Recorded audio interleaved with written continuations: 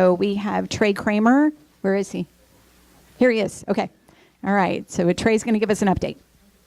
First of all, thank you guys very much for braving the weather this morning. And I will make mention of this. Ted got a call yesterday afternoon. His father passed away suddenly, and he's in Louisiana. And so for those of you that know the Landrys, keep Casey and the kids in your prayers. This was unexpected. And if you can imagine the semester that Ted has had, as long as many of us in our district, and specifically at Kingwood High School. So for this time of year, certainly would ask you guys to keep Ted and his family in your prayers. So I'll be brief in comments. First of all, the reality with everything that's gone on, I mean, everybody that's sitting in this room understands the magnitude of what we've done from a school district perspective of taking care of Kingwood High School.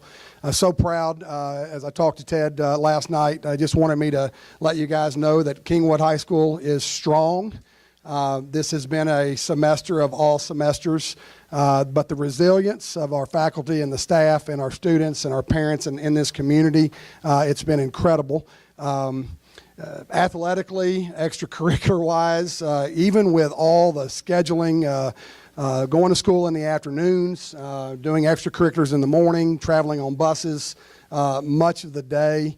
We compared last year and this year in regard to extracurricular and the fine arts programs, and we're actually doing better than we did last year in a normal year. And I think that's just a testimony that when a group of kids, a group of adults, when a community gets behind their school system, Ted stated when this first thing started, he said, you know, we as people, the students, we are Kingwood High School, and wherever we may be, whether it's at Summer Creek High School or wherever they could be, that makes that up. So looking forward to a great close of the semester. Lots of things are going on. People ask, how are things going academically? How are things going? We are doing great, and Ted wants to just say to you guys, thank you for your support. And again, as we move forward into the spring, I know Dr. Fagan is going to bring some additional updates. I saw a sign, I think, out there that said HEB coming home or opening up January 19th. Well, and we'll applaud for that, absolutely. But I'll also say, and I told Tony, and I've known Tony since the Summerwood store days when I was at Summer Creek and he opened up that store. I said, I'm excited about your January 19th date, but I got a little bit bigger date on my plate called March 19th, and that's when Kingwood High School's coming home. So Kingwood High School will be back home on March the 19th, and I think Dr. Fagan will give some other updates. So again, on behalf of Dr. Landry, faculty, and staff, thank you guys for your support, and Kingwood High School is alive and well. Thank you. Thanks so much, Trey. Let's take a minute. Usually if you haven't been to a Kingwood Bizcom, we alternate between K Park and Kingwood High School. So this meeting was actually supposed to be at Kingwood High School. You can thank us that you are not sitting in that empty facility right now. But I would like to take the opportunity for all of us to thank Lisa Drabing and Brian Johnson for opening up K Park and hosting us today. Thank you. It's fantastic to have two high schools in Kingwood. All right, so I hear that the video is up and loaded. So Melinda Stevenson, the CEO from Kingwood Medical Center, is one of our other presenting sponsors. She's going to give us a quick word. Thank you, and I appreciate the 2 minutes and 18 seconds I have to show a video that I think really will tell the story of how that hurricane affected healthcare, and not only our community, but across HCA, Gulf Coast Division, which is now the largest healthcare provider in the city of Houston across 14 hospitals. A common thread, something we share, holds us together, gives us uncommon strength. When threatened, the knot tightens and becomes a bond no storm can tear apart. A common thread. Call it what you will.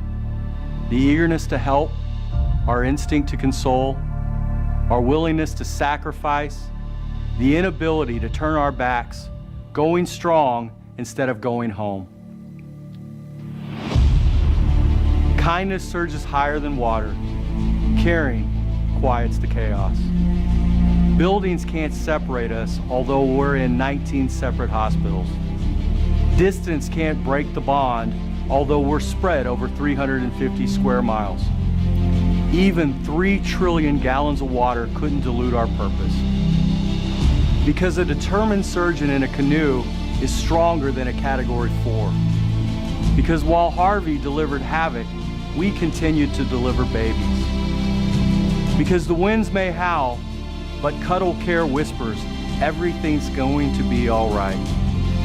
Let the dirty side scream, but you don't want to be on the wrong side of a firefighting nurse. Because 14,000 employees on a mission can stare down the eye of any passing storm.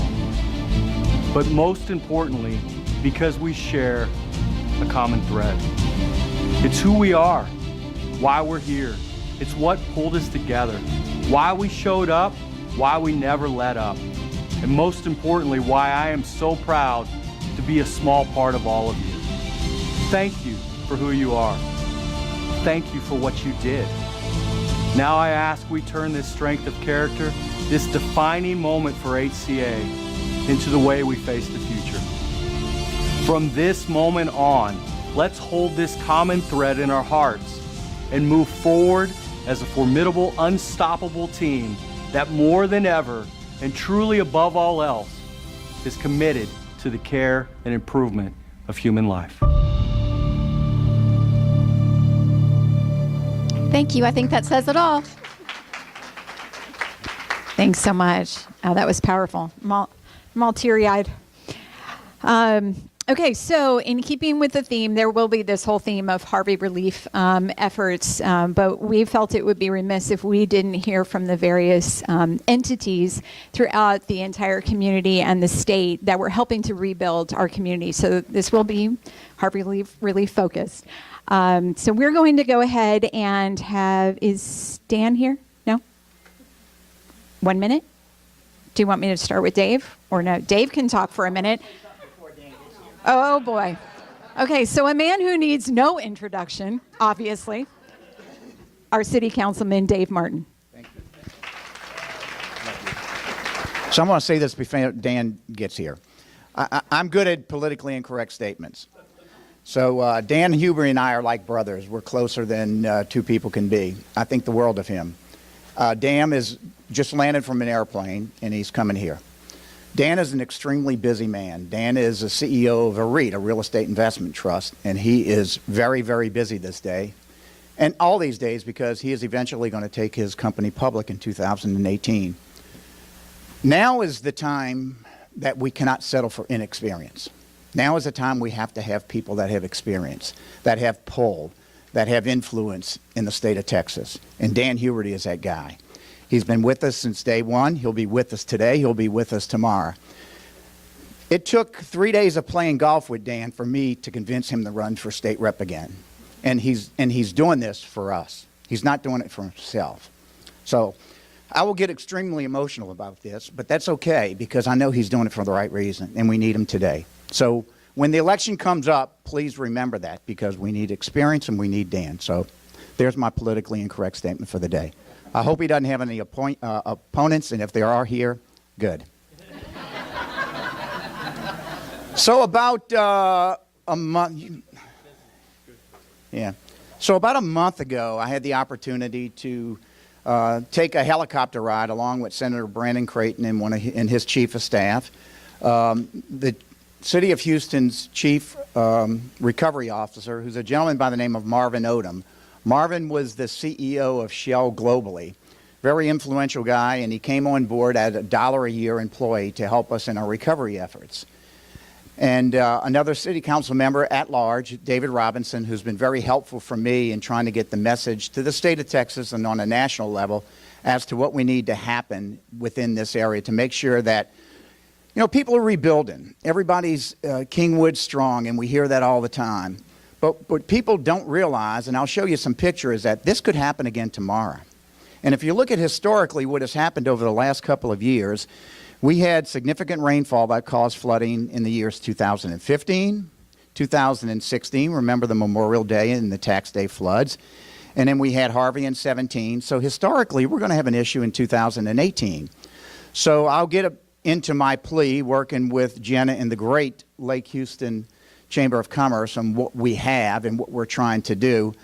But more importantly, This will give you an idea of some of the things we saw as we took the helicopter ride up the San Jacinto River into the Lake Conroe area, watched those SOBs that control the San Jacinto River Authority, pardon my French, another politically incorrect statement, and see what they did to us, because this was a man-made act. If you look at the rain gauge at Bush, the lowest amount of rain was the Bush gauge. All over the city, we had a lot of rain. The lowest amount of rain level was the Bush gauge. And if you remember that infamous Monday night, we were sitting high and dry, and everything was going great until Tuesday morning, and then people woke up and stepped out of their bed and stepped in 2-3 foot water that was sitting in their house. So the San Jacinto River shouldn't have these sand pits in the middle of it, sand barges in the middle of it. And I'll show you, anybody here lives in Foster's Mill, I'll show you exactly why Foster's Mill flooded for the first time in the history of the neighborhood. And remember, the San Jacinto River Authority's protocols were developed in the 70s. Kingwood as a neighborhood wasn't developed until a little bit after that. So why didn't you update your protocols and procedures? Because if you flood an area that has trees and no houses and greenery, who cares? But when you flood an area that has 75, 80,000 people, that makes a big difference. So if you see these things, some of the houses on the far left, or your far right, that's the area in and around Lake Conroe by the dam. This shouldn't look this way. A lot of these things along the San Jacinto River and the tributaries that attach to it. If you ever go to 45 area, all these sand mining operations, just envision this as I show you some more of these slides. These are along the San Jacinto River, and you can see the damage in the trees. After we took the helicopter ride, we jumped on an HPD Lake Patrol boat and took it as far as we could in and around Lake Houston, up and down the San Jacinto River as far as we could get. And the debris and the sandbars in the middle of the San Jacinto River are mind-boggling. A lot of people will say the remediation efforts need to be attached to Lake Houston. I argue with that. It need to be attached to the San Jacinto River. So if you look at the sandbars that are in the middle of the river now, that just formed over the last couple of years, we've lost a tremendous amount of water capacity, the ability to maintain water. So when the water flows in what I call Class 5 rapids were released to us by the San Jacinto River Authority through the Lake Conroe Dam. Those Class 5 rapids, as they're rushing down to enter a body of water called Lake Houston, where we pre-release water Thursday before the hurricane hit that infamous Monday night, or even before that. San Jacinto River Authority said that pre-releasing doesn't do anything. Well, tell the governor of the state of Florida that, who pre-released water in front of Maria in Tampa, and they had zero problems.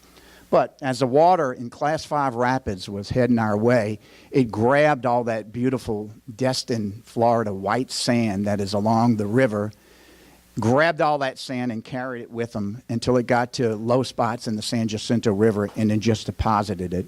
So we're now seeing sandbars in and around, and the capacity of this river has changed dramatically. So you see this white sand piled up on the shores. That's sand that was carried from those sand mining operations, which are controlled by the state of Texas, which are controlled by TCEQ. And that's another remedy situation that we need to have. We need to have them enforce the regulations of the Texas Environmental Quality Board and make sure they do the right things and protect us from downstream flooding because of the release of all that sand that is happening in legal operations and illegal operations. So that sandbar on the left is in the middle of the San Jacinto River. That's the infamous sandbar that flooded, my opinion, Foster's Mill.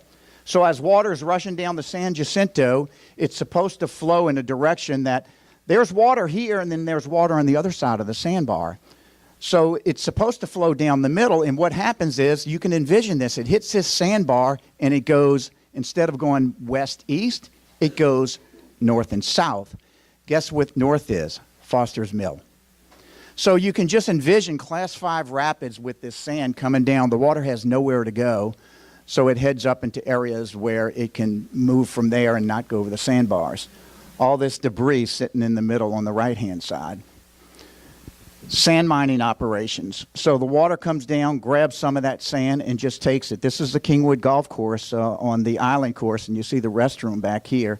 And all these little deposits right there where grass is formed, That grass has grown in 30 days. That isn't old. That's new sand deposits that have developed in and around this area. Upper right, same thing. Just beautiful sugar white sand just sitting in the middle of Kingwood. These sandbars in the San Jacinto, all this grass, that's just grown from 30 days of activity.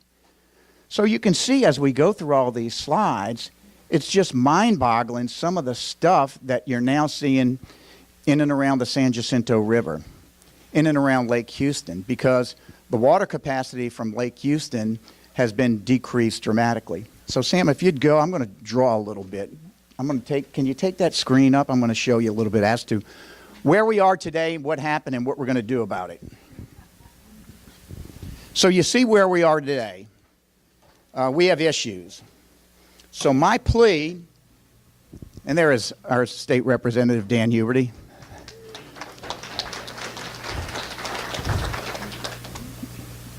You'd have to get filled in later on what I said earlier. But come on up here. But a lot of these asks that we have are going to be run through the state of Texas, and Dan's doing a fantastic job of communicating our wishes, our desires, and our remediation help to the governor, to the lieutenant governor, to all his committee members. And Kingwood people, we need to do our job, okay? So I went up to Washington, D.C., it was about a month ago, and we met with all the congressmen. We met with the director of Office of Energy, Office of who else was it? Office of Energy, Office of Transportation, all the secretaries of those particular entities that could help us with funding. It was actually the day after Governor Abbott presented his $61 billion ask. And so as we walked through that, our last meeting of the day was with Vice President Pence. I'm having these senior moments. Vice President Pence and his staff. And Pence came in for a minute, and then he disappeared, and his chief of staff was there, and he said, let me tell you a little bit something about the gentleman that just left. We went down to Rockport. And when he went down there, he said, he asked me, he said, who are those 200 some odd people over there in the red shirts, and who are those 200 some odd people over there in the blue shirts? So who are these Republicans? Where are they from, and where are the Democrats from? He said, no, sir. Those folks are from Associated Catholic Charities. These folks are from First Baptist Church. By the way, half of these people had homes that were flooded. He said, you mean those aren't political affiliations? No, sir. These are folks that houses flooded, and they're here to help with remediation efforts, pulling out carpet, pulling sheetrock. So his point in saying that was, I'm a native of New Orleans. Let's compare and contrast to what happened in Katrina. People yelled on the streets, complaining loud as they can. What are you, government, doing for me? Get over here. Where is my water? Where are our rescue efforts? They complained, they screamed, and they got attention. We, in the state of Texas, he said, you know what hurts you the most? Your Texas pride. He said, you're not complaining. You're just getting in there and doing it. He said, you know what you need to do? Start complaining. Because that's the only way that people will listen to you. And with that, we went to Jenna and started this program, Plea for Three. And that's what people in Kingwood need to do. We had 2 committee meetings, right, Dan? We commissioned 2 Metro buses. And I know people are busy and have a lot of things to do. But when we went to those hearings, we had 7 people from Kingwood board the buses. I was extremely disappointed because every ounce of energy in our 2 bodies are associated with making sure that we have remediation efforts that this will never happen again. Because people are going to rebuild, and they're going to come back, and we're going to do it. But I ain't doing it again. He flooded. I'm not doing this a second time. I'll do it once, but I don't know if I could go through this again. So we need to find remediation efforts today. We need to start complaining. We need to tell elected officials in the state of Texas what we want them to do, and then we will think about voting for them. So I'll throw it over to you for some comments, and I'll draw a little bit of a diagram. I'm not sure I like that intro, but okay. I apologize. I was in New York and Boston this week, and so I got on a flight at, 6:15 this morning, and it was not good. But anyway, so I was a little tardy. Apologize for that. I don't know what Dave shared with you, but we've been collaborating. Dave did a wonderful job during the hurricane, and you should give him a round of applause because there are communities that still have their entire front houses on their front lawns in Houston. Dave was able to work with San Antonio, City of San Antonio, and get those trucks here. And I know there were people that were mad because they hadn't gotten picked up yet. And we had the same thing in Atascocita because they didn't get picked up yet. And we were